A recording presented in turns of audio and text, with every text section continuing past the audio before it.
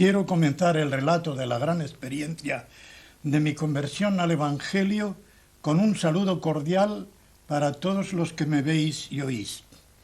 Quiera nuestro Dios y Padre Celestial que todos seáis iluminados por el Espíritu Santo, ya sea para nuevo estímulo en los que ya sois creyentes, o si no sois todavía creyentes, para que obtengáis la convicción de que sólo por fe en el Señor Jesucristo, como vuestro Salvador personal, necesario y suficiente, podéis obtener el perdón de vuestros pecados, escapar de la condenación eterna y vivir por toda la eternidad una vida feliz en compañía del Señor Jesucristo, de los ángeles y de los santos.